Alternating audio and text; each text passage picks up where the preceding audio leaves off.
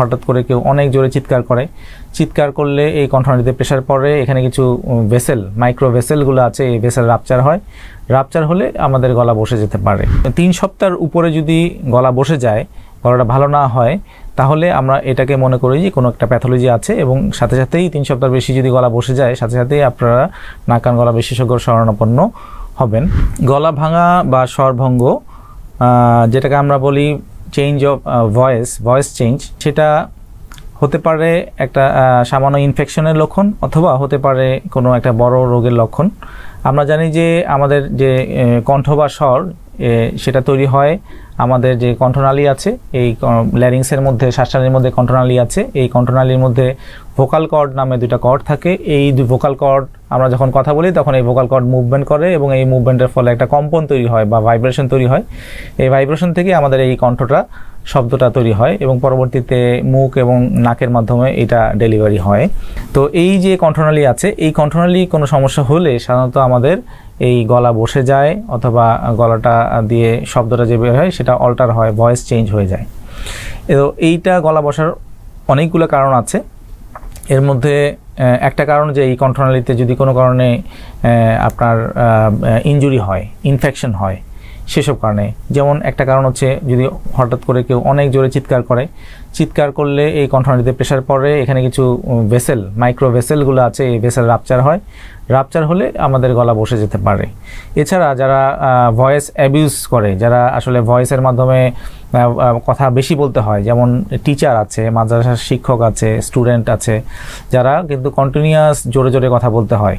এছাড়া যারা রাস্তাঘাটে মানে ফেরিওয়ালা, যে হকার যারা আছে, জোরে জোরে কথা বলতে হয়।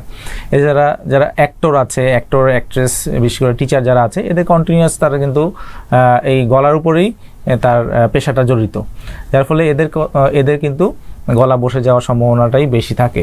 আরও কিছু কারণ হতে পারে, যেমন যারা দীর্ঘদিন যাবত স্মোকিং করে, অ্যালকোহল টেক করে, তাদের ক্ষেত্রে অনেক সময় আমাদের কণ্ঠনালীতে টিউমার হতে পারে। হ্যাঁ, তো অনেকগুলো কারণ আমরা আসলে বের করার চেষ্টা করি, যে কী কারণে আসলে গলা বসে গেছে। বিশেষ করে 3 সপ্তাহের উপরে যদি গলা বসে যায়, গলাটা ভালো না হয়, তাহলে আমরা এটাকে মনে করি যে কোনো একটা প্যাথোলজি আছে, এবং সাথে সাথেই 3 সপ্তাহ বেশি যদি গলা বসে যায়, সাথে সাথেই আপনারা নাক কান গলা বিশেষজ্ঞর শরণাপন্ন হবেন।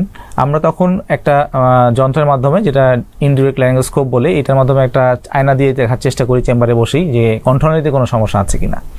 তারপরে না বোঝা গেলে এটা আমরা একটা পরীক্ষা করি, যেটাকে আমরা বলি ফাইবার অপটিক ল্যারিঙ্গোস্কোপি বা FOL পরীক্ষা। এই পরীক্ষা করে আমরা কিন্তু ক্যামেরার মাধ্যমে আসলে দেখতে পারি আসলে তার কণ্ঠনালীটার মধ্যে কোনো টিউমার আছে কিনা, কোনো নোডিউল আছে কিনা, কোনো পলিপ আছে কিনা, অথবা কোনো ক্যান্সার জাতীয় কোনো অসুখ আছে কিনা। এটা আমরা আসলে প্রথমে ডিটেক্ট করার চেষ্টা করি। এটা ডিটেক্ট করে তারপর আমরা স্পেসিফিক চিকিৎসা করি। যদি নোডিউল পলিপ থাকে সেটা রিমুভ করতে হবে, ক্যান্সার থাকলে এইখান থেকে মাংস নিয়ে এটাকে পরীক্ষা করে দেখতে হবে। তো আসলে স্পেসিফিক চিকিৎসার মাধ্যমে এইটার চিকিৎসা দেওয়া সম্ভব, এই সমস্যা থেকে সমাধান সম্ভব। এছাড়া কিছু প্রাথমিকভাবে কিছু নিয়ম মেনে চললে কিন্তু এই কণ্ঠনালী বসে যাওয়ার থেকে আমরা ঘরে বসেই সমাধান পেতে পারি। যেমন প্রথমেই আমরা বলবো যে ভয়েস রেস্ট। যখন গলা ভেঙে যায় কোনো কারণে, বিশেষ করে ভয়েস অ্যাবিউসের কারণে, বেশি কথা বলার কারণে, তখন আমরা কথা বন্ধ রাখবো। 1 নাম্বার চিকিৎসা হচ্ছে আমাদের কথা বন্ধ রাখা ঘরে বসেই। 2 নাম্বার হচ্ছে গরম পানির ভাপ নেওয়া। পানি ফুটিয়ে যে বাষ্পটা আছে সেটা আমরা নাক এবং মুখ দিয়ে শ্বাসনালীতে নেওয়ার চেষ্টা করব। তাহলে কিন্তু এই যে ভোকাল কর্ডটার মধ্যে একটা সুদিং ইফেক্ট হয়।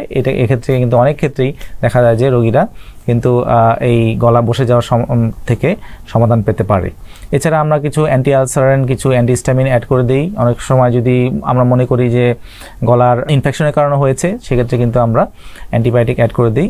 দেখা যায় যে অনেক সময় এই কনজারভেটিভ এবং ঘরে বসে বাষ্প নেওয়া, কথা কম বলা, এইসব মেজার যদি নেওয়া হয়, অনেক ক্ষেত্রেই ঘরে বসেই এর সমাধান সম্ভব। তো আশা করি আজকের ভিডিওটি দেখে আপনারা উপকৃত হবেন। তো ধন্যবাদ। আসসালামু আলাইকুম।